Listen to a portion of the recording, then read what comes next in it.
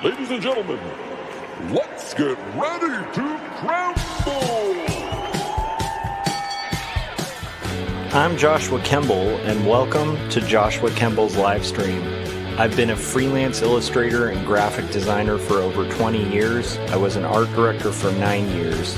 And when I'm not art directing and working on illustrations and graphic designs, I'm working on comic books and graphic novels, and that's usually what I do during my streams. And while conversations can go all over the place on this stream, from spicy and entertaining to goofy and silly, one thing stays consistent throughout every stream. I'll always be working on art.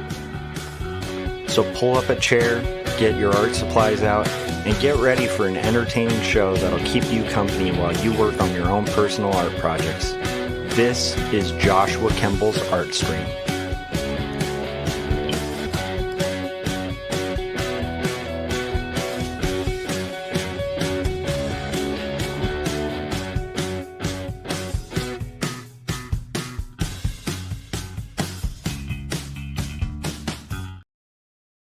All right, welcome to my live stream. This is episode 394. I'm planning on working on comics for a little bit. Probably going to work on page 137 of Not Death But Love, for the strange supernatural story of Elizabeth Barrett Browning, for about an hour. We'll see how far we go. Last night, I ended up doing 2 panels. So anyhow, needless to say, let's kind of cut to the chase and get to the art. So here we go. So this is the page I got kind of accomplished the other night, and now I'm going to basically see how far I can get tonight. Ideally, I want to color 1 or 2 panels. I think that's going to be possible because these are pretty simple panels. If I could finish the page tonight, that'd be even better. And for those of you who don't know, well, let me talk while I'm working so we get some work done. Also, if you're joining me, feel free to let me know what you guys are working on. Hopefully you're working on creative projects. That's what this channel is all about, is us all conquering our demons, conquering our creative demons. Trying to basically make time for personal projects. This is a pretty epic graphic novel that I've been working on. And what I am currently also balancing is I teach full-time, and then on top of teaching a full-time, I am now going to school full-time for my credential. So I'm back in college, which I haven't been in 10 years or something. The last time I was in college, I had to do a master thesis. So this isn't too bad, but it's been interesting because I'll get out of teaching school and then I'll go to school as a student, which has been really invigorating and interesting, but it's a lot and it's balancing a lot. My life is going to be really busy the next year or so, but I'm excited about it. I love teaching. I love learning, so it's like a nice opportunity to kind of do a bunch of things I love, and I love making comics. So, but that being said, in order to get this book done, we're gonna have to kind of haul. Anyhow, so it's like 11:36. I had a pretty crazy day today. It's pretty interesting. Did a lot of painting today. During the day, which was fun. It's always fun to do painting because I feel like you get kind of war wounds from painting. Not necessarily war wounds, but you get like paint like all over your hands and clothes and feel like you accomplished something, right? I feel like that's something about physical traditional media that's really epic and awesome, is that exact thing. I also feel a little bit more energy. So I've been trying to, I talked about this on the last few streams, but I've been trying to be better with exercising because when you're doing art and working on a bunch of projects and stuff like that, it is super essential that you kind of keep your mind in order. And in order to keep your mind in order, you kind of need to keep in shape. And so I got back to exercising a couple days ago, and I've been pretty consistent with it. Today I did my rowing. I'm going to be alternating from like cardio of like rowing and then like weightlifting every other day. And I am starting to feel a little bit of the results of that because I'm not quite as worn out or exhausted as I probably should be. And I don't know if that makes sense. Okay, so here we go. What we're gonna do is let's do some interesting stuff here. I want to do I have allergies like crazy lately too. I don't know if you guys get allergies. I am always getting allergies. Excuse me, especially late at night when my allergy medicine kind of starts wearing out. But whatever. Exciting. You guys get to learn about allergies. Very fun. So, it was pretty interesting because one of the classes that I'm taking I'm going to C-Sub right now. And one of the classes, they're all night classes, but one of the classes I was taking is kind of like technology in education. And it's pretty interesting because while I would consider myself a fairly tech savvy person, I'm no Corey Kerr. Like I'm not, like Corey is always like up to speed. My friend Corey, those of you who don't know Corey, check him out. He's doing a really cool comic called Rage of Enlightenment, which is worth checking out. But anyhow, so for those of you who don't know Corey Kerr, or who are familiar with Corey Kerr, sorry, but if you're not, just know that he's a friend of mine who's like really tech savvy. Like he's always pretty hip to whatever is going on with tech. I am pretty tech savvy when it comes to materials that I need.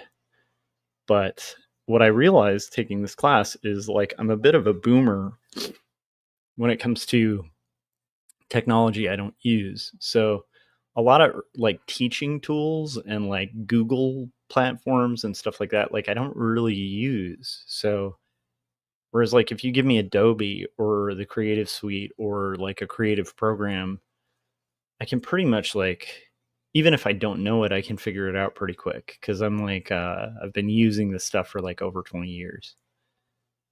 But then when it comes to like basic stuff like slideshows and Excel spreadsheets and stuff like that, like I am a unseasoned moron. And so I'm kind of excited to have this class because I think it's going to help me with some of the non-art tools, just to kind of get a little more up to speed with stuff, and maybe I'll learn some stuff that will be helpful for me. So that's pretty exciting. What else? And I liked my teacher. He was pretty good. And what's fun too, when you're kind of taking classes as well as teaching classes, is you can observe a teacher and kind of learn a lot from their method of delivery, and like their way of kind of teaching and keeping the class engaged and stuff like that. So that's been pretty fun. So anyhow, today was like, painting all day and then kind of going to the class, picking up like a bunch of energy drinks after I got out of class so that I'd be awake in the class that I was going to. And pretty fun stuff. Pretty good reminder of what it's like to be kind of like a student as well, because it's been a while. So anyhow, that's fun. It's a bit of an adventure, new career path, kind of, I don't know, just I've really been enjoying it. So what else? We have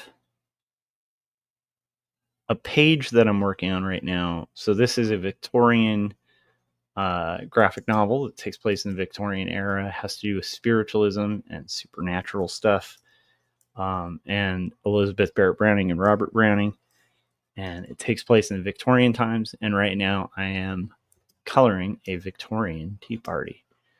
So that's what we're kind of trying to do right now, is kind of get as many of these panels colored as possible.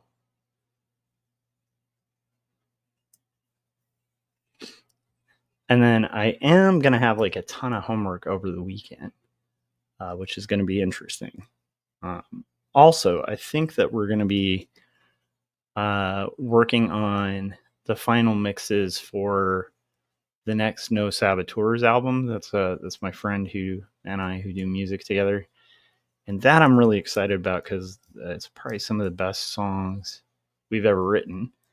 And we've been carving away at this like album for like a year, kind of using a similar approach to what I do with my solo stuff, where we just get together every Sunday, record for a tiny little bit, whatever little window we have, and then what comes of it comes of it. And what's cool is what's come out of that is probably some of the best stuff we've ever made.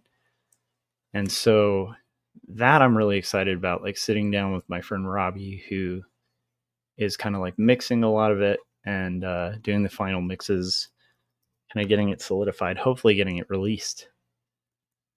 So that's pretty exciting. So that's what is on the dock for, this Saturday.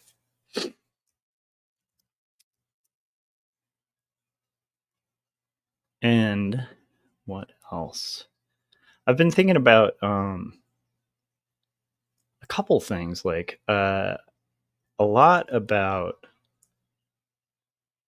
kind of like one of the coolest things in life to kind of figure out and start to master that I feel like I'm pretty good at. Like I'm kind of a moron when it comes to a lot of things in life. Like I'm not, the best person in the world. I'm not the smartest person in the world.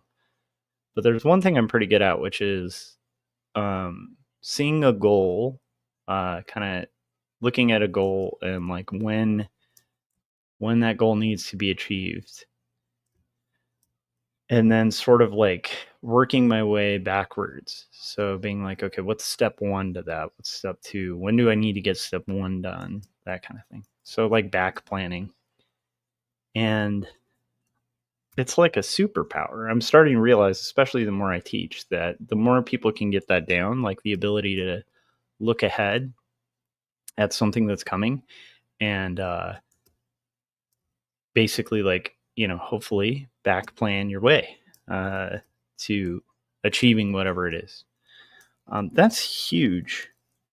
Because I'm not the smartest person in the world. I'm not the most talented artist or anything like that, but I am very persistent and pretty good at like seeing a kind of what seems like a goal that's like miles and miles away, and kind of like starting to map trajectories that'll get me to those goals. Fine. I was thinking about that today. What else was I thinking about? My dog has been sick today. He just wasn't feeling good. We're not sure what's up, so we're going to kind of see how that goes tomorrow. Hopefully he's all right. He's a cool little dog, and we've had him for a long time, and he's a special one. So we're hoping he, is feeling back to his normal self tomorrow. There's that going on. There's just a real I don't know, I feel like I have like a second wind in the sense of this book. I think I've talked about that, but when I started this thing, it seemed like a impossible task. Still to an extent kind of feels like one, but it's becoming more and more possible because I'm reducing the amount of pages left. Like the pages done have exceeded the pages I have left to do. And that's a really fun place to be, because for a good chunk of this, for, a year or so, as I've been working on this book, it's felt like I was just chipping away at an iceberg that just wouldn't disappear. And I've been enjoying the process, but it's just like, it's hard to see. Like imagine you have an ice pick. Actually, this is a good analogy for what I feel like it feels like making a comic. So imagine you're dropped off in, let's see if it's a good place for the analogy. Okay. In the Arctic, you're dropped off with a backpack, and your backpack has some food and stuff like that, supplies, but the only main supply that they kind of give you to get out of the Arctic is an ice pick. And you have to ice pick like an entire glacier in like out of your way in order to kind of get back to or get to your destination. Okay, so this analogy is getting a little too complicated, but still, hopefully that kind of makes sense. So to me, every graphic novel I've taken on has felt like that, where it's like you're just chipping and chipping and chipping, and you don't feel like much is getting done. Like, it's exciting, it's a fun process, but it's such a slow build until you're at the point where you have actually, you look back and you're like, oh wow, I got like more than halfway through this iceberg. So then you can start seeing, oh, I've been making progress, which is really encouraging and I think kind of needed.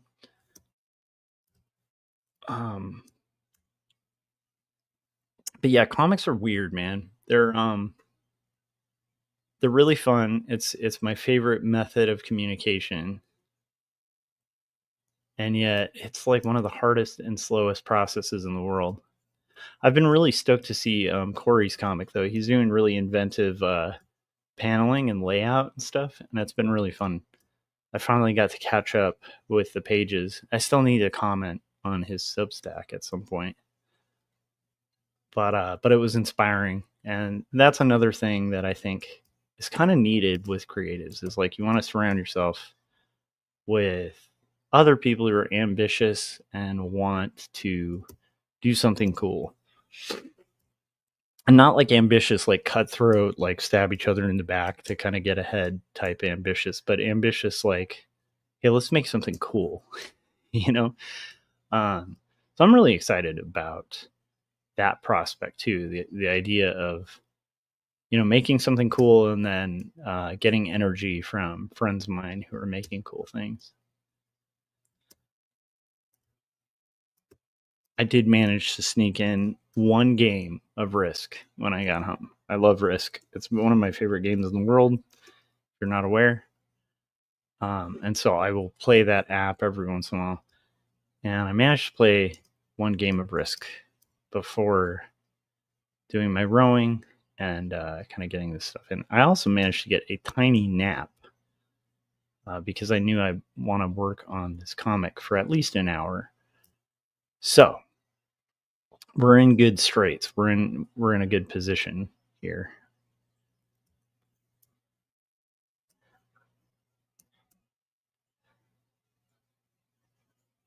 I don't know if I'm sure I've talked about this on stream before, but it's funny.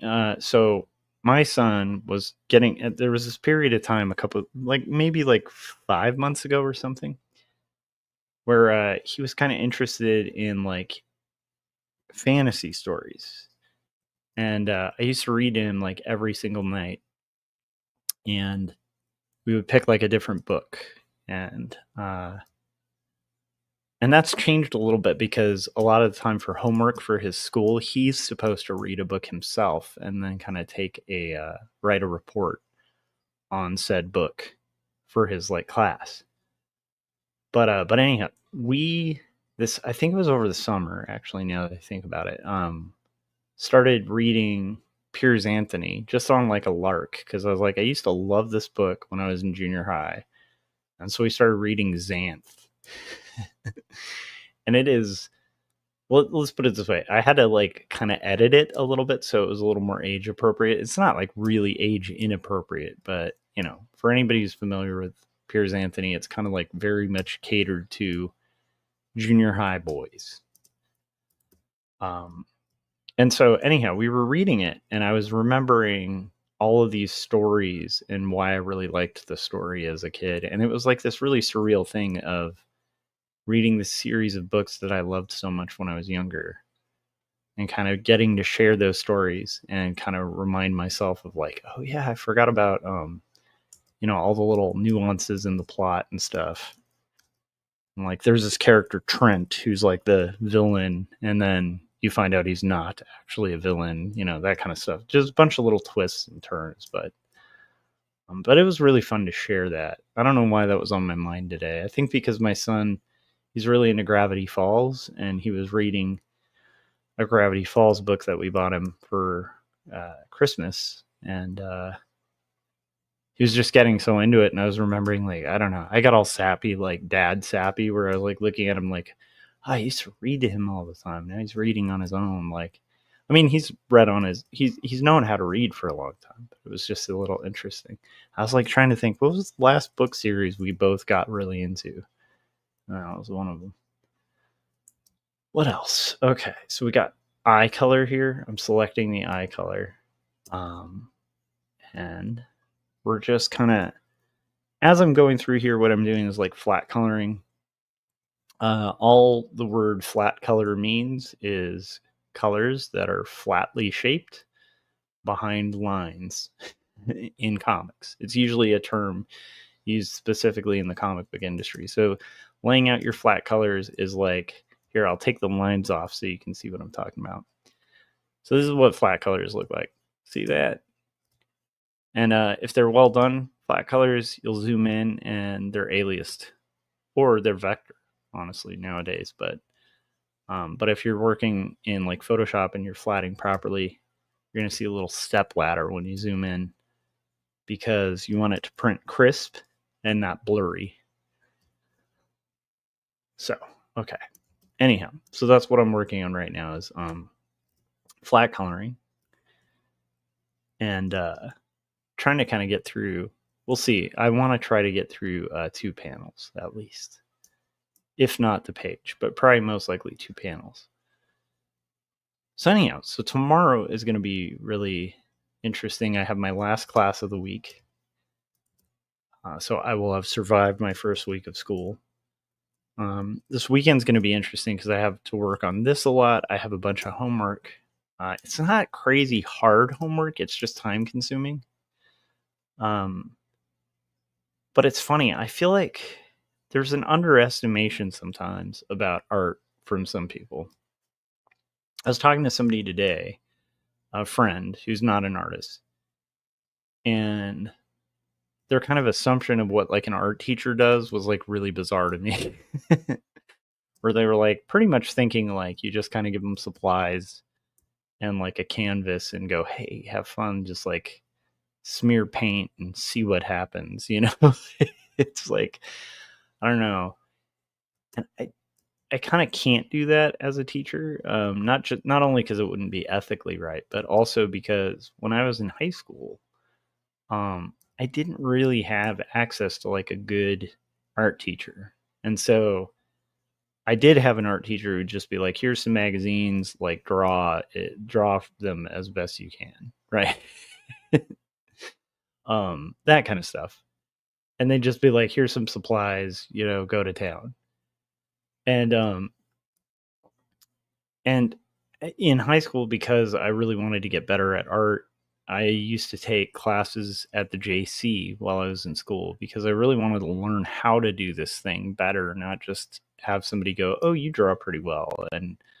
Or, you know, I don't know. I wasn't like trying to just get compliments for the thing I was doing. I wanted to get better at it and learn about it. So anyhow, I'm very personally passionate about trying to teach, you know, the basics of art so that I can equip kids, like if they want to learn how to draw, if they want to learn some of these compositional things, you know, hopefully they can do that and really enjoy it and do it at a higher level than a lot of high school teachers do. Because I think the kids who really want to learn art, like, you know, need to learn art. And like the kids that feel like they can't draw, a lot of the time it's just that, in my opinion, it's just like, they just need somebody to like actually show them the method and what to practice and stuff. And if you do that, like surprisingly, like anyone can draw, anyone can do perspective, anyone can do color theory, anyone can do all this stuff. But it takes work, and it's kind of like not much different than like English or history or anything else, where it's like you just kind of have to apply yourself. But what also interested me about that was like thinking about like school. Like the hardest time I ever had in college was art classes. I did fine in all my gen ed classes and stuff, and a lot of those general ed classes, from what I remember, and again, we'll see how I'm doing months from now, but they weren't like crazy hard classes. Like they were interesting, they were challenging, you had to read some stuff. But, if you read and studied, you'd do fine. Whereas like art school was like one of the few times in my life where, you don't sleep a lot. You're working, 16 hours a day sometimes to like try to get this, cool project done, and, or painting or whatever. You're trying all these techniques you've never tried. And it's hard work, and it's like, I think a lot of people don't realize that about art. But what's funny is I also think that might change in the sense that, AI has the advent of AI, which I don't understand and I don't care to. Like, it's not something I care to teach or learn. Because it's like, yeah, like just type a prompt and have it do it for you. I don't know. I feel like that's not really, you're not getting a lot out of the art. You're not really expressing anything or saying anything of interest in that kind of art. So anyhow, point being, let's get into this too. Let's keep going. So the point I'm trying to make is basically like, I feel like with the advent of that, like easy art making is going to be a thing. But I feel like there's got to be better justifications to kind of do this thing. I think I've talked about this before on stream, but I do feel like there has to be a talk about beauty and about overcoming obstacles and adversity. But I do kind of feel like if people treated art with like the seriousness that, like, honestly, they treat sports a lot of times. It's like you practice, you show up, you work really hard. Occasionally you'll win games. If you don't do that, you aren't going to win games. I feel like that would be, I don't know, a good thing. Okay, so we're going to get her dress done, and then we'll have basically finished one panel. And again, what we're doing here is just flat coloring. I'm using a lot of shortcuts, so like zoom in and select and deselect.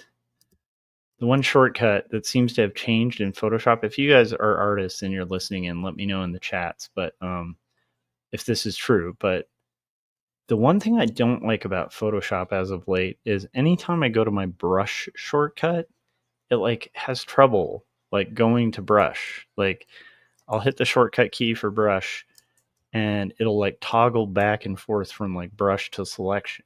It used to really quickly, toggle from the selection tool to the brush, and now it's like all weird and glitchy.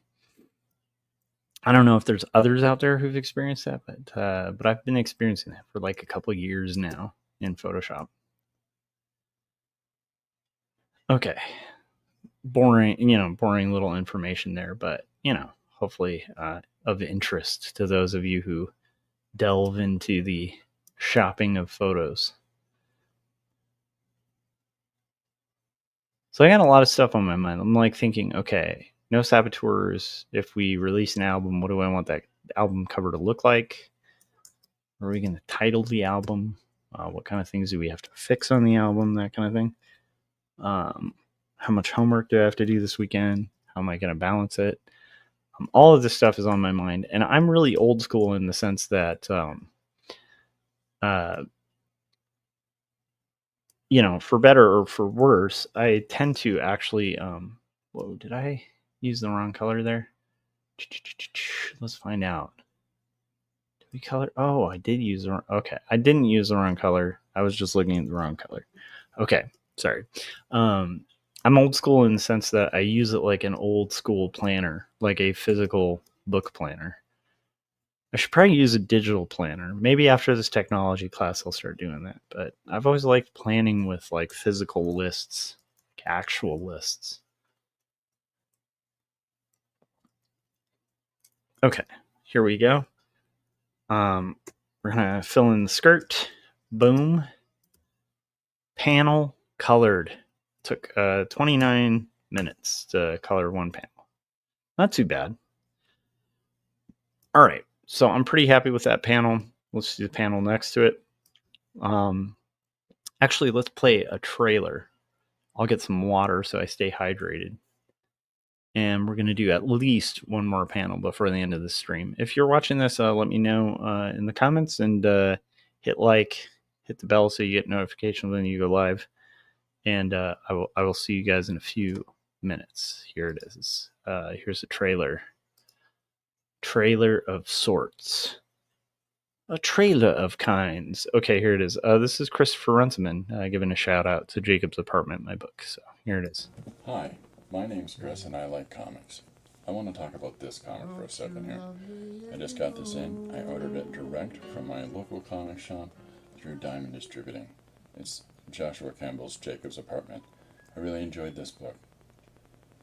There's all kinds of comics out there, let's be honest. There's fun comics, there's superhero comics, there's young adult comics, there's adventure comics for kids.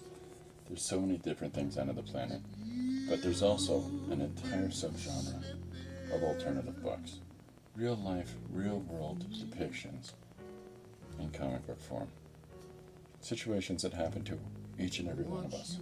And this is a fine example of that. If you get a chance, order this book from your local comic shop. You won't be disappointed. I can't sing its praises high enough. Okay? Check it out. Jacob's Apartment by Joshua Kemble. So that was cool. That was kind of Christopher to do that review. If you guys are interested in doing like short commercials for my channel where you're kind of mentioning my book, and you can mention your own project, keep it under a minute, send me the video, and I will consider playing it on the stream. I most likely will.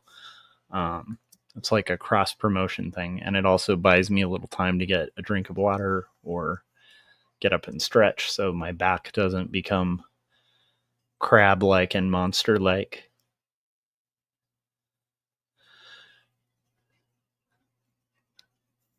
So let me think.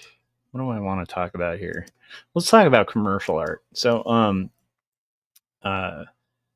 when I was working on my undergraduate degree, I'm just going to talk about my art life a little bit because it's chat's not really moving. Might as well. If there's something you want me to talk about, let me know in chat. Otherwise, I'm just going to chat about a little bit of reminiscence. So let's go back a long time ago.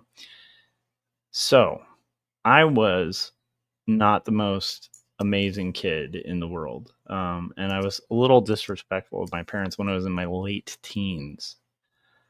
And a lot of it had to do with conflicts because at the time, they were very religious, and I was dating someone who wasn't religious.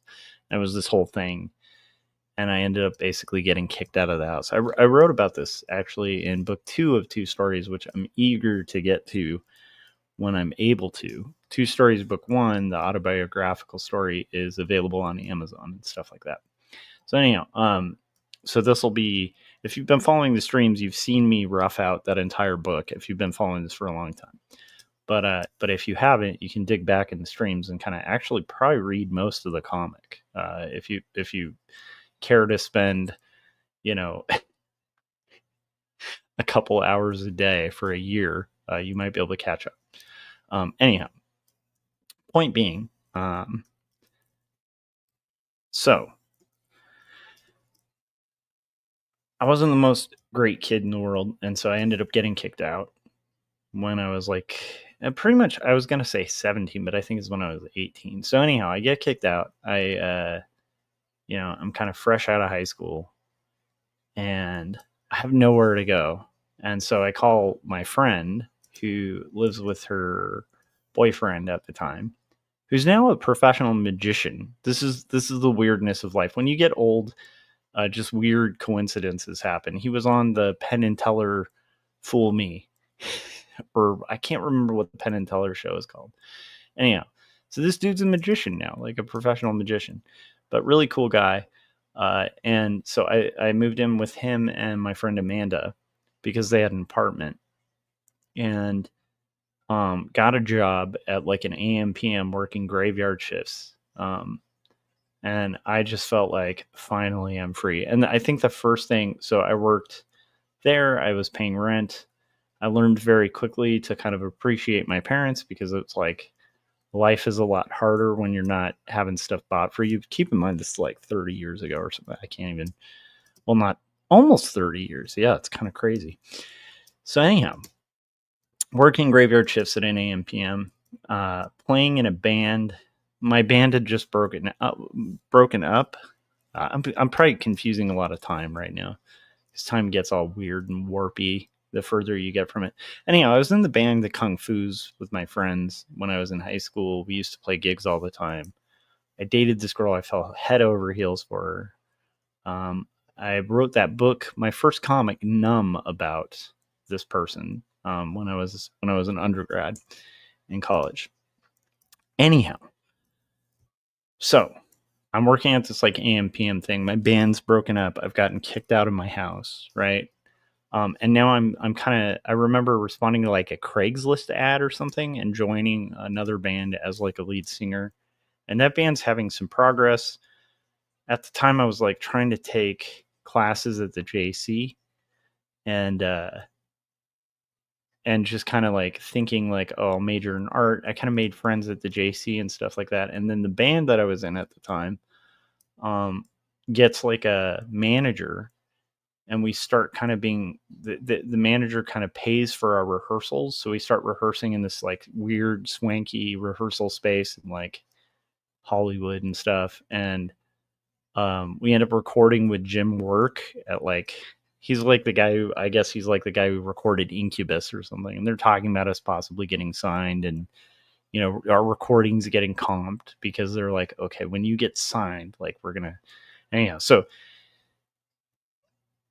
this is a long rambly story, but it's my stream, and I'm trying to, you know, chat and think about stuff while I work. So anyhow,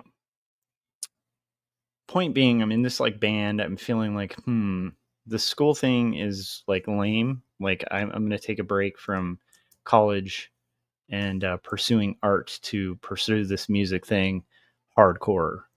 And so I kind of stopped going to school, stopped going to college. And so I'm doing these like gigs with this band. We're getting a following locally. Things are going really well. The band was called Long Walk Home at the time. I know that like since I was in that band, they had like 5 different lead singers afterwards. And I think eventually broke up like most bands. But anyhow, point being, we're starting to see a lot of success, not financially though. And so I'm still working at this like AM PM graveyard shifts. And working at AM PM graveyard shifts is like the weirdest experience in the world. This is, you know, far before I had a college degree, before I had a master's degree, before I had any experience doing professional art, right? And this is also a day and age where computers were like not, like it wasn't common for everybody to own a computer, right? And I remember at the time, like this was also kind of like towards the very beginning of like web comics. Like web comics were just barely starting. Like it was like they weren't even a huge thing yet. They were just kind of a niche thing that, you know, nerdy people like me would check out. And I remember my first computer, I ended up buying off of a friend of mine, and it was like a piece of junk PC or something like that they had built and then they replaced, because back then people used to build their own computers all the time. So I had this computer that would only run like a certain amount of time, and I'd have to like shut it off because the fan would like wasn't like great, and so the computer would come close to like melting or overheating. And so I'm kind of playing at like so point is, I'm doing these like graveyard shifts, right, at an AM PM when I'm like, you know, in my teens. And for years, you know, while I'm doing this band thing, I've dropped out of college. I keep trying to do comic pages when I get off work. Like I'll get supplies and start doing that and start working on a comic page, or I'd start working on something on the computer, like trying to kind of learn how to do art on the computer. I don't even know I can't even remember what programs I was using, because I do remember trying to learn Flash. and having like a pirated version of Flash or something. But I think at this point in time, I didn't even have like Photoshop or anything like that. Trying to hand draw these comics and stuff like that.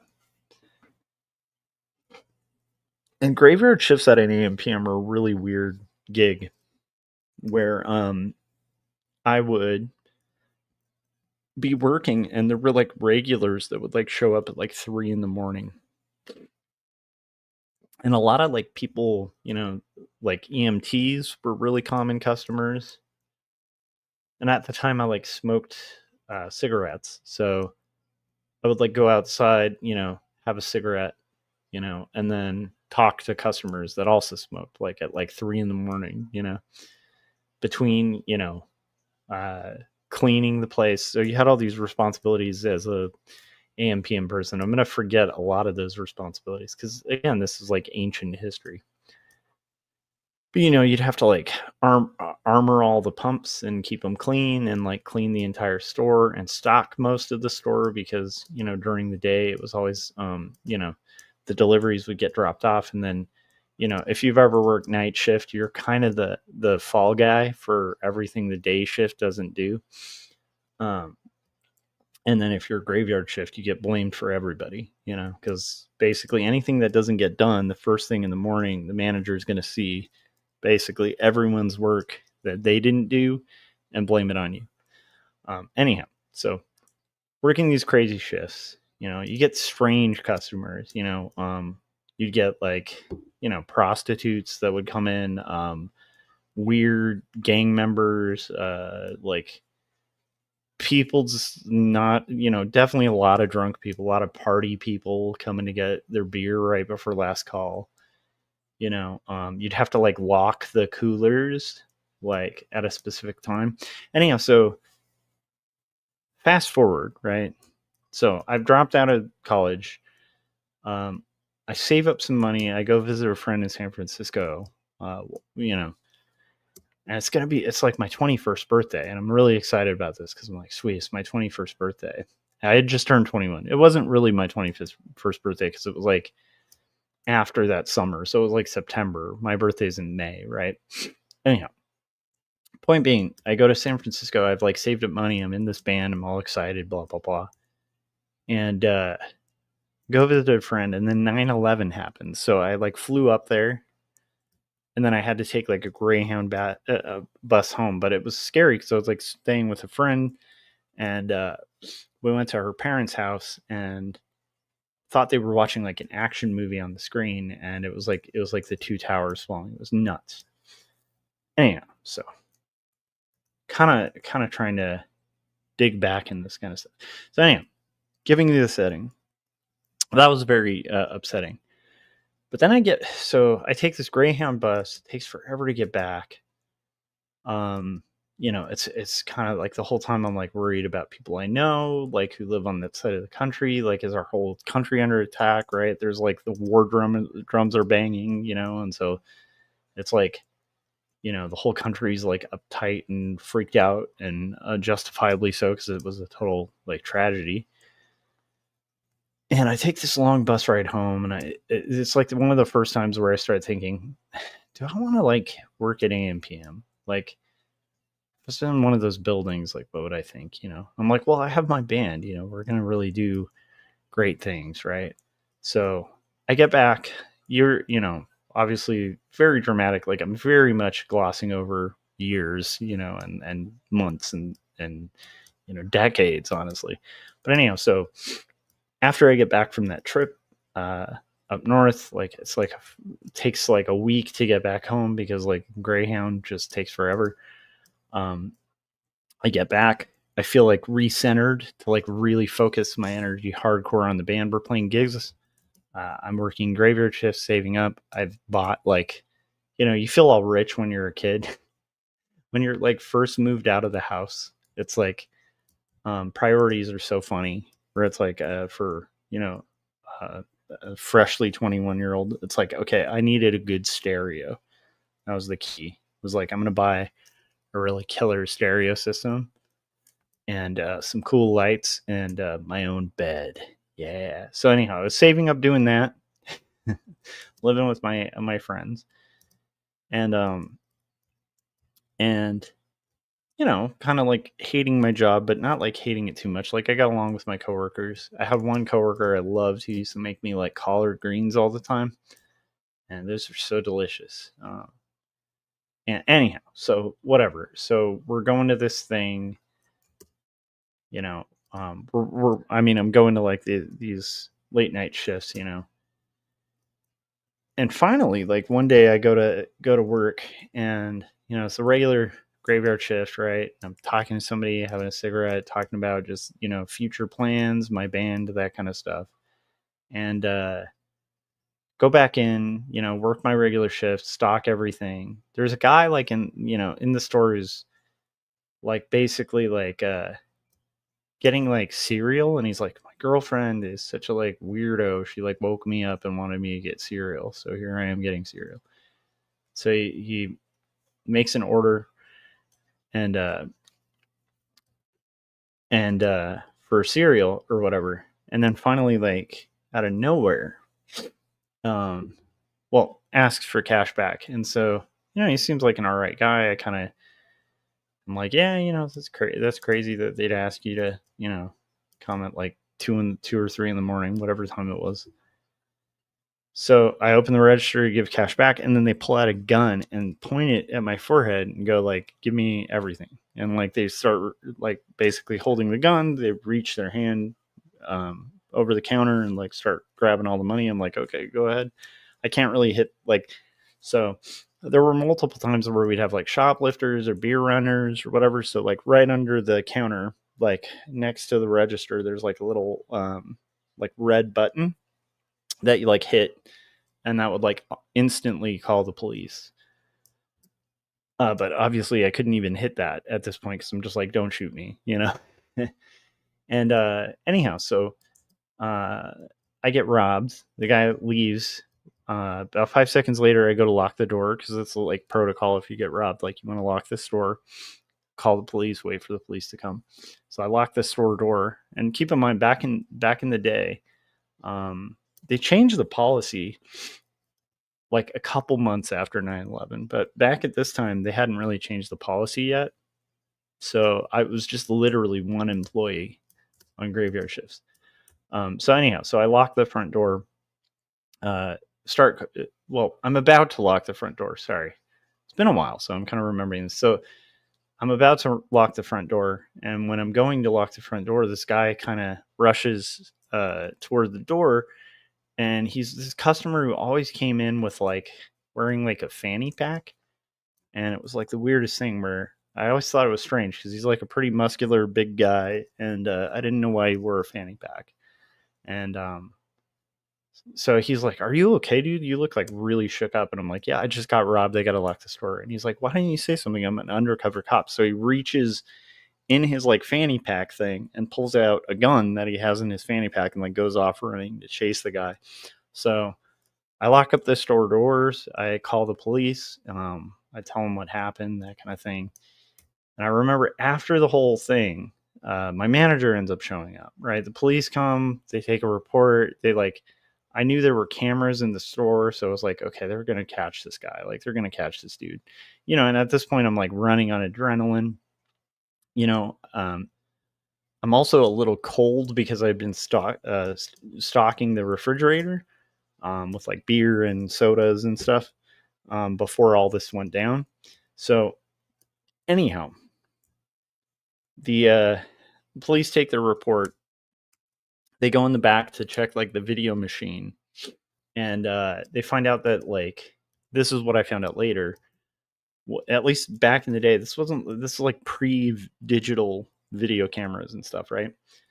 And so it's recording this whole thing, but there was no videotape put in the camera. Like basically they kind of just have like these decoy video cameras around the store.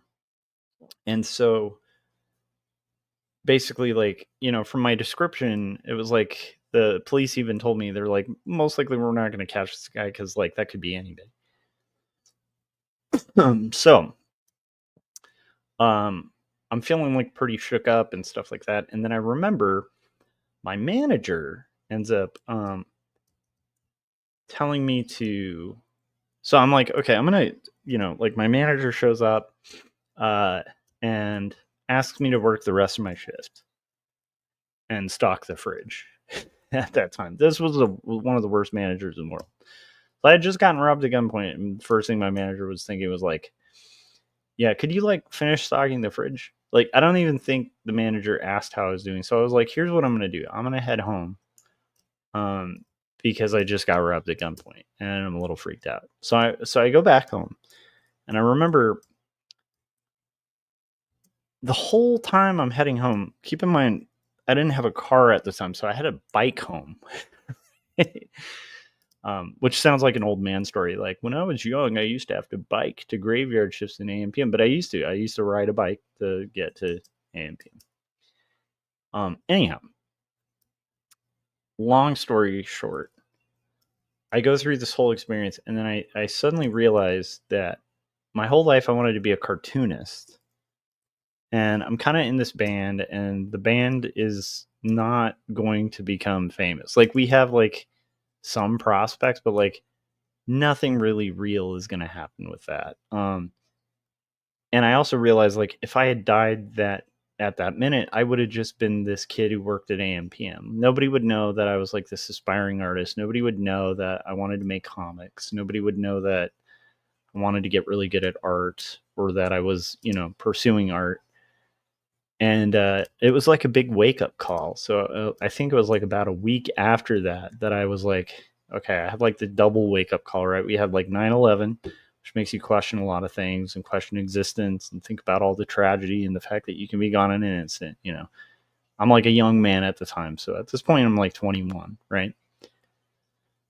And then this wake up call of like the robbery, which again, I had like people steal stuff or do beer runs, or even like some guy like ran in, like grabbed a bunch of cigarettes, which by the way was the worst part about working in AM PM, was like having to count the cigarettes. Like, you used to have to count all the packs of cigarettes at the end of the night, like at the end of your shift. It would take longer than counting down because you have to count up your register at the end of a shift, right? When you are finished with a shift, you start your shift, you count the money, right? That you're exchanging the it's been a while, but like whoever's on the till before you have like an exchange of the till, they count it, you confirm, you both write it down, right? It's so they can make sure nobody's like stealing money. And then it's the same thing, like it takes forever to count down, but the thing that took the most time was counting all the cigarettes, because like you had to count cigarettes before the shift and then after your shift, because of course employees at the time were really likely to steal cigarettes. So what is this? Okay, so anyhow, after this whole wild thing with like the counting down all that stuff, getting robbed at gunpoint, that kind of stuff, I started realizing like I'm this guy, like this loser who's working at like an AM PM, and I would have died and just been like nobody, and like no one would care. I would have never realized my dream. I would have never been like a musician, never done any of this stuff. And so at that point, I remember, really kind of getting pretty serious and deciding to like re-enroll in school. So I re-enrolled at the JC, and within about a year from then, like I had pretty much like finished up all my kind of general ed classes and stuff like that. And it's kind of hard to explain like why it took that wake up call. I think you have to kind of have existed in junior college systems at the time. Because like at least at that time there was like that show Community, when it first came out, like the first season or whatever was so true to life to me, to my experience in community college, because I'd meet so many people who were like stuck there forever, like they were never going to leave. And even when I transferred, I remember meeting a lot of students that had just been there for like ages, like they had been going to like junior college for like 50 years. And like they all had this like story like, yeah, at some point I'm going to get out of here and I'm going to do these great things and stuff. So I remember even when I was like ready to transfer to Cal State Long Beach to actually get an art degree, a lot of my friends at the time were like, "You're leaving? Nobody leaves. Like, you don't leave college." So anyhow, telling some stories. Okay, we'll continue in a second. It's been an hour. We finished 2 panels. I'm going to go for about 30 more minutes and see how far we get. Maybe we can finish another panel. Maybe we can finish the whole page. But it's fun talking and reminiscing about this old stuff from ancient times, right? We're going back in time to like 2001. Okay. We'll continue in a second. So let me put on a trailer and then we'll continue. This trailer is called... this is just the original trailer for Jacob's Apartment. So it's a couple years old now, but still relevant. Here it is. I'll be right back.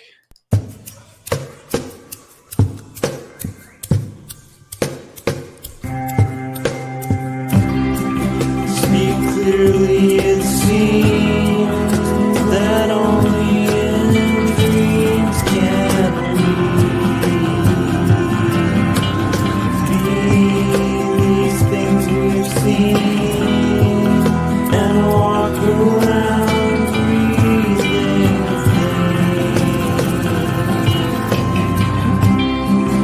I don't know the part to play in this heart of mine.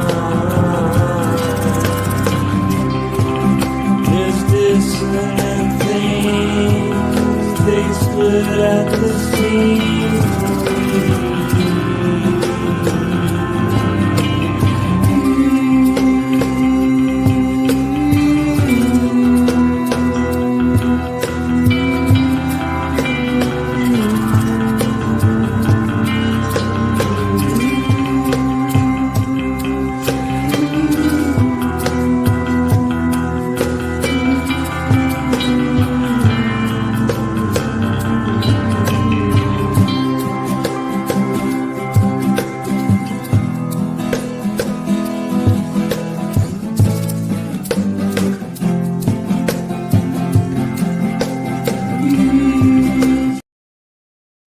Okay. We're back. We're gonna color another panel and see how far we can get before 1 o'clock. And then 1 o'clock, there's a hard out because I do have to sleep. I do work tomorrow and I have school tomorrow. So okay, so we were talking about like the AM PM thing. So after this whole weird experience of working at AM PM, I could talk about that forever because there's so many weird things about working at an AM PM. You work with some strange characters, especially graveyard shifts. A lot of like veterans that are like shell shocked, a lot of alcoholics, a lot of just variety of types of people. But there's like a weird bond. It's like forget what that's called, where you're like if you're held hostage somewhere, and like you start kind of like trauma bonding with the people you're held hostage with, kind of that type of thing, where it's like you feel like a real kinship with all the fellow retail slaves. Anyhow, so the point being, I finally transfer to Cal State Long Beach. I'm a little nervous because in this area, I still live in the same area. Now I moved back there because I used to hate it when I was younger. I used to absolutely hate it. In the Antelope Valley, growing up here, there was like nothing. And so, for a teenager and like a young 20 something who like wanted to be in a music scene and like, wanted to be in the city, the big city, all that stuff, the big time in the city. Anyhow, the point being, I kind of hated it here. Like growing up, I just thought it was lame. I thought, I can't wait to leave here. And so I moved to Long Beach and got an apartment, like a cheap apartment on like Anaheim and trying to remember the other cross street. Anyhow, it was like right by like a nightclub and like a liquor store on Anaheim. I can't remember the cross street though. I could drive there probably, but I can't remember the cross street. So anyhow, I moved there and get enrolled in classes and stuff like that. And then very quickly after transferring there, find out that my father is diagnosed with like cancer. And so I'm like taking my first, semester in college after I've transferred. Really important time, living in a different city for the first time and kind of having this haunting experience of like when I'm not at school, like going to like City of Hope Hospital for like cancer treatments and stuff for my dad and kind of watching him slowly fade and all this stuff. So it was like a really weird, tumultuous time. And keep in mind, I think by this point I'm probably about 22. And then he passes, and so then it's like I'm kind of torn in this scenario where I'm tempted to move back home to kind of help out my mom going through that loss and stuff like that. And thank God, like in retrospect, she actually really encouraged me to stay and finish school and like basically not just like disrupt my life because she could get by. And so, but I remember like that whole time I was going to college, I was like, I would be like, because again, I'm still riding a bike at the time. I don't have a car yet. I don't come from money. Okay. If I came from money, I probably wouldn't have had to work at AM PM, but it's like, so I don't come from money. So I am working. Like, I think I get a job at the student bookstore on campus, like working at the art store. And then I'm working like odd jobs over the summers, like at like Gotch Chalks and like call centers for like Starwood hotels and all sorts of like weird, just odd jobs here and there, just to kind of pay my way through school, having to take out loans for sure to pay like tuition, but still, like work a job and stuff. Cause like, again, I don't come from a lot of money. So anyhow, point being, I'm like going through all that, going through like, my dad, the loss of my dad and stuff like that. Kind of trying to figure out my identity, feeling pretty lonely in a new city. My roommate's, pretty cool at the time. But he's kind of weirded out because I'm going through this like weird tumultuous stuff. And we don't know each other like super well yet. His name was Jason. He was a really nice guy, actually, in retrospect. I kind of wish I had kept in touch with him. But anyhow, so but the whole time I'm doing this, I made a conscious decision that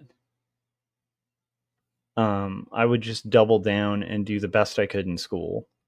And that I really wanted to take art seriously. Like I had messed around for enough of my life, to where and hadn't really achieved what I wanted to achieve. And I figured it's really expensive to go to college. So if I'm going to go here, I need to actually learn the thing. So I start getting obsessed with getting straight A's. I think a lot of that was, I mean, I was always a pretty good student, but I never was like psychotically obsessed with getting straight A's.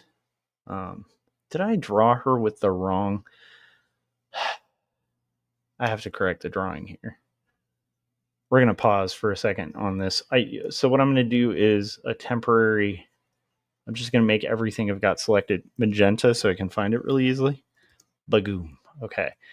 And then we're going to fix the line work because for some reason, these are like weird things that you do when you're working on a book, or at least that I do. I try to be really conscious of sequential, but every once in a while, you're drawing two people, you're drawing their dresses, you're drawing all their stuff. They both have a collar. You accidentally put the collar from the other person on the wrong person. That's what I just did. So I'm going to fix that real quick. I know there's like kind of an attachment here. Oh, wait, wrong color. Making sure. Okay, cool. So there's like an attachment here, and it's kind of got like a couple prongs to it. And it goes to like a circular attachment. It kind of goes here. And then there's kind of like these, they're kind of rounded. Wait. Did it have a lip to it? Yes. Okay. So you guys see the like kind of pronged things here that are kind of like this.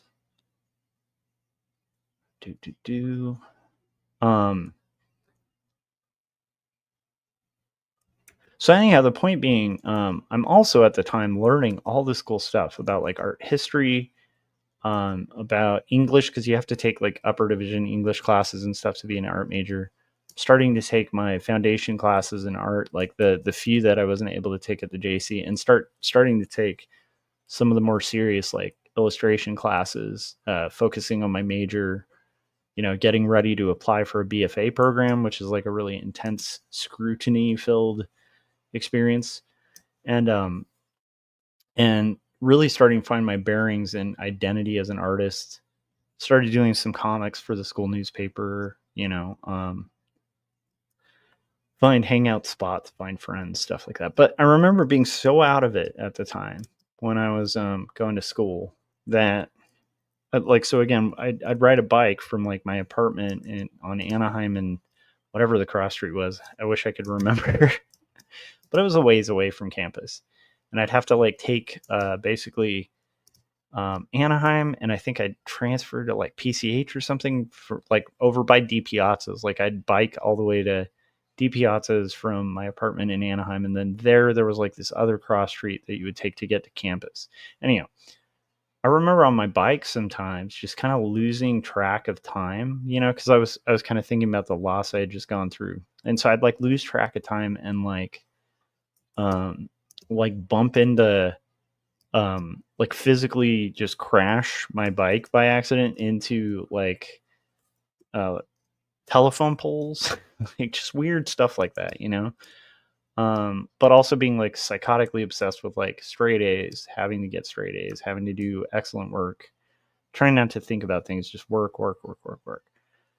But what I also remember is falling really in love with art and taking art seriously, and not like seriously like art can't be fun or anything like that, but starting to realize like art is a real communication, like it's a real thing and it's a method of communication, and also starting to take myself seriously.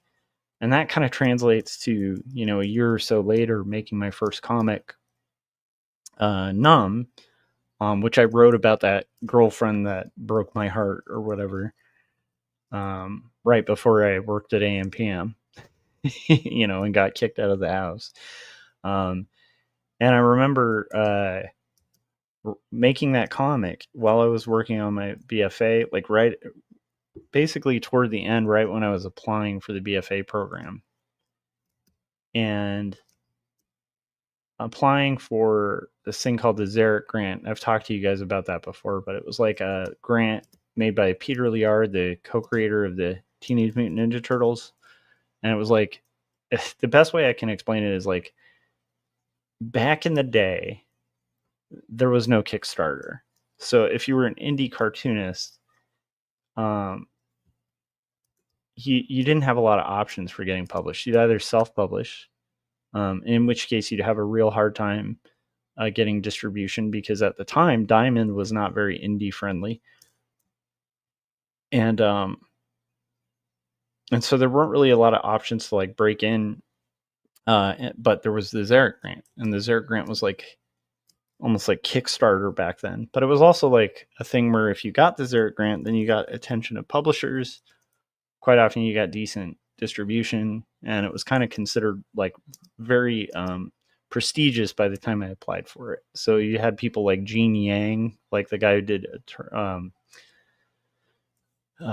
American Born Chinese, and you had Derek Kim, and like all these amazing artists that had started with the Xeric grant, right? And so I read about it, I researched it, and then I made a comic and applied for it, and I got the grant, and it changed my life. Like I started getting professional work. I started getting press for the publication. I made friends. I became friends with Jeff Mason, who was the publisher of Alternative Comics at the time, and he helped me distro it. And then that led to like a lot of freelance work, skateboard work, t-shirt work, that kind of stuff. And then eventually I started working as a professional in art, like starting in education doing like Lakeshore learning materials and all sorts of stuff like that. And then basically dedicated like the next 20 years of my life to this field. Changed my life. So that's a long-winded way of saying when I'm teaching art, I'm very passionate about it because I have seen art take me from poverty and hopelessness to purpose and also meaning, and not just that, like also monetary improvement in my life, and also expression, like an outlet, a place to tell stories. And so I take comics really seriously, and I take art really seriously, and I take teaching art really seriously. Like, I want people to learn and be able to have the kind of opportunity I had. But there's a lot of meaning behind it and a lot of struggle behind kind of the process of like, getting there. There's a million stories I could talk about with like first clients and stuff like that. We have like 15 minutes. So let's see how far we can get, guys. Are we going to finish the page? Who knows? So anyhow, I think I've talked about a lot of this stuff on stream, but I've had an interesting life, like a weird life. Here's the other thing. So art school, I took a class where I met, this cool girl who was really into comics, indie comics, and ended up marrying her. That's my wife today, and the mother of my kid. And so like art is a big deal to me, and school is a pretty big deal to me. It changed my life. It improved my life. So point being, because of that, I don't think I could ever be, the kind of teacher who's like, okay, kids, welcome to an art class. Let's finger paint and,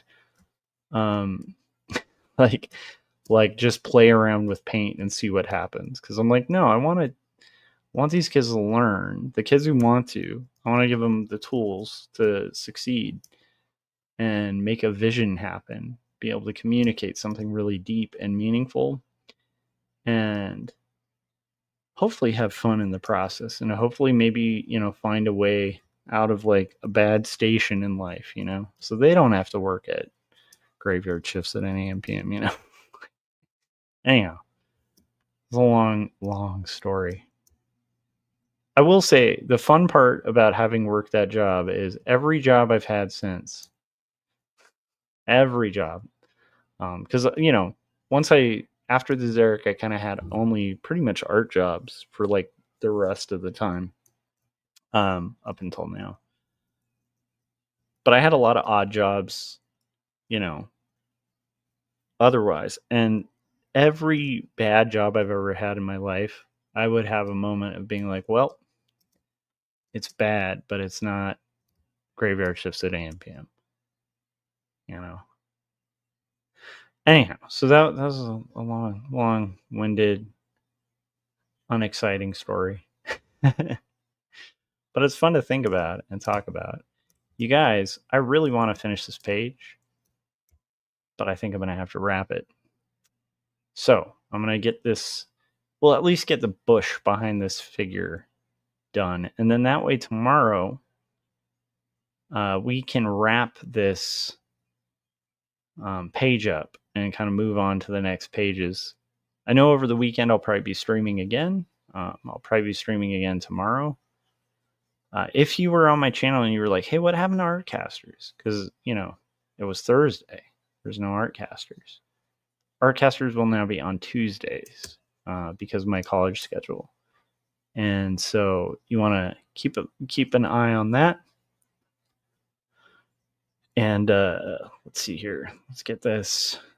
We still have a good 15 minutes. So who knows? Maybe we'll finish the panel. But anyhow, if you were kind of looking at that and going like, what happened to Artcasters? Where is Artcasters? It's not over. It's not done. We're just doing it Tuesday. Okay. We're going to get this eyeball here.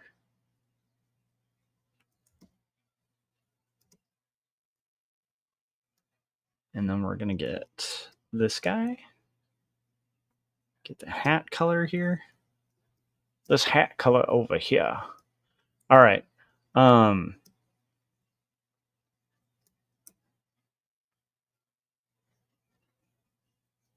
I hope you guys are having a good day. I hope you guys are enjoying art. I hope you guys are overcoming obstacles if you are trying to do art. I hope you're feeling encouraged out there. I hope you guys know that, like, wherever you're at, you can always kind of like try for something greater and push yourself to do good things or great things. But at the same time, right, balance it. Don't, life is nuanced and complicated and full of successes and failures, and enjoy them. My buddy Kawagua was talking to me about the possibility of TCAF, and I was like, man, I would love to go to TCAF again, but that is definitely not in the cards for me this year, because I'm going to be doing full-time college, full-time teaching, and finishing a graphic novel, so I do not have the ability to do that. I do want to get back to conventions, though. Conventions were fun, but things have to kind of level out a little bit for that. Okay, let's get the mouth here. One thing I have noticed, I don't want to be the typical YouTube guy, who's like, YouTube. But I have noticed that, like, the numbers have dropped a little bit recently. I lost quite a few subscribers, and it seems like the algorithm isn't notifying people or something when it goes live. So I don't know. Again, I'm not the most entertaining, YouTuber on the planet, nor am I like hugely popular, but it's been an interesting thing that I've noticed. So I do want to let you know that if you are taking the time to listen to this and hang out, or like watching this after the fact, and this is providing you with some kind of company, I appreciate it, because you are providing me with some kind of company as well. Because I really enjoy late night streams. I enjoy live streams, and I really like our community. And so it is very cool to be able to kind of have that. Okay, I'm going to fill the coffee cup. We're going to get a little bit far. This will take like no time at all tomorrow to kind of finish up, which is exciting. So we almost got through the page. Almost. We still have 10 minutes.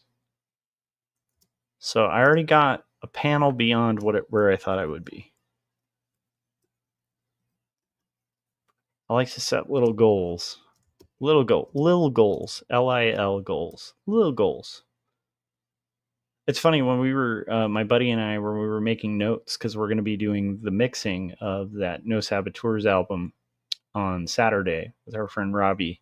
So, of course, when you're going to do that kind of thing, so you're not wasting the engineer's time, you want to do a real, like, in-depth listen of, like, all 13 songs that we made and how they're coming, what levels need to change, that kind of stuff. But anyway, we started making a joke, because like all of the changes we'd have, where we'd be like, can we turn this up a little? And so eventually on our notes, we just wrote LIL bit louder, like a lot of LILs, like a lot of little changes. So that was a common thing.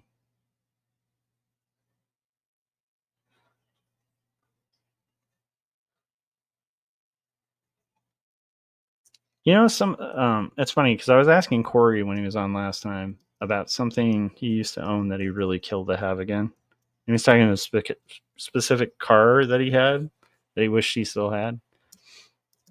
I have something I never got to share with him, my thing, so I'll share it now, because Corey tends to listen to these after the fact. And if not, whatever, his loss, right? So the thing I would like to get a hold of again And what's sad is I used to have these up until like my 30s. Like I had still somehow kept these, and then they kind of disappeared. And I'm sure you could find them on eBay for like nothing. Maybe not. Maybe they're expensive now. McDonald's, when I was a kid, had Transformers that were they would become food. So they had like a Transformer fries, they had a Transformer chicken McNugget box. They'd like basically turn into like dinosaurs from like food items. I would like to own the whole set of those Transformers. And I'm tempted to look on eBay right now for them. But it is funny because I think Corey's thing he would really like to have is a little more substantial than like plastic Transformer toys from McDonald's. So anyhow, that was a interesting thing. Okay, 7 more minutes, guys. Maybe we can finish this lady. Trying to make sure the colors are consistent on the side characters, because that's a pet peeve of mine in comics when colors start changing all over the place.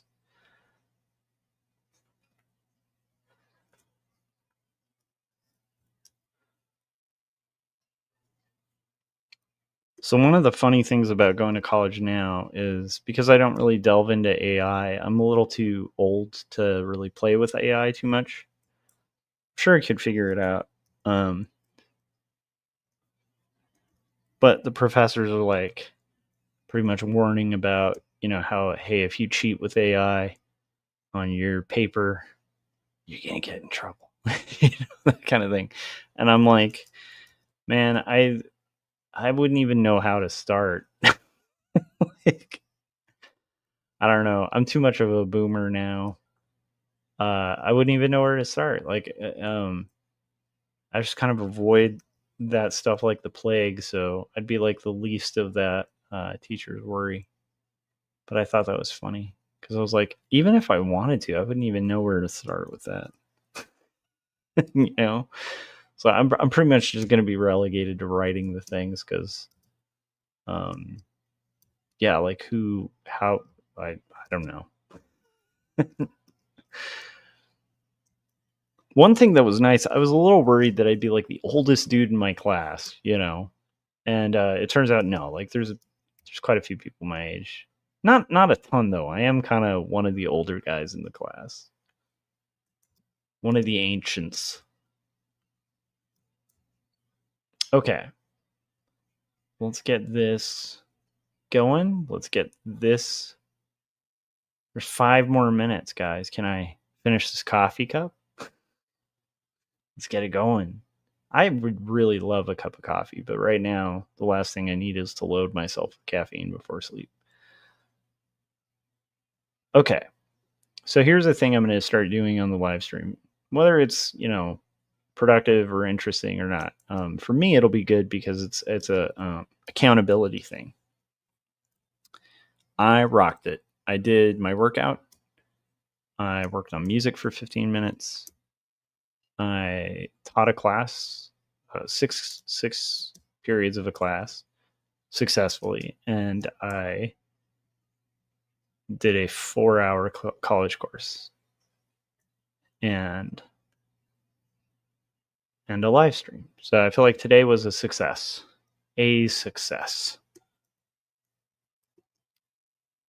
And I went down memory lane and told you guys a weird story about AMPM that you might have heard already. If you've already heard that story, let me know in the comments. If you've already heard that story a billion times, let me know in the comments and say, hey, dude, stop telling that stupid story. That was a weird time to go to college, though. Those early days. There's all sorts of weird stuff. Like there was the war in Iraq, so there were like protests everywhere. I did my first protests, marched in protests, and so it's interesting. It's interesting. Isn't that special? Okay, we got 3 minutes left, guys. So I'm just going to do the tablecloth here, and then we're going to end the stream. I'll show you guys the progress I made too. If you've been hanging out this long, you're probably curious, like, hey, you know, this is nice and all, seeing you work, but what did you get done? What didst you accomplish, sir? And I will tell you, ladies and gentlemen, I will tell you in a second.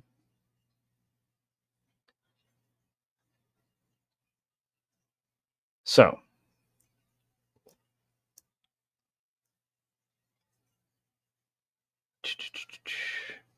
all right, we got this.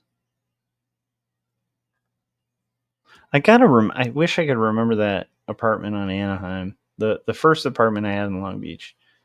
It was interesting. There was like, I know that if you walk to the other direction, we were kind of close to like Anaheim, and I feel like Anaheim and PCH or something like crossed each other.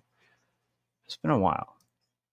Anyhow, but I do remember there was a bar called the Liquid Lounge that was like a long walk away from the apartment. And then there was another one right around the corner. Shift F5 to fill. That's where we will leave it. Can we do one more? Oh, we still got 2 minutes, guys. 2 minutes. Let's see how far we can get. Okay. Let's do this.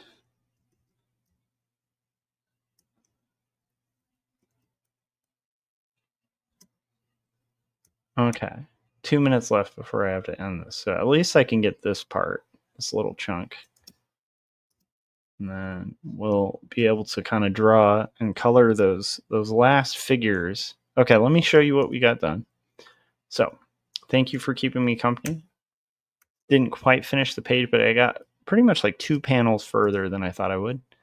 So what we have is our scene where it's, you know, Sophie and Elizabeth having their conversation.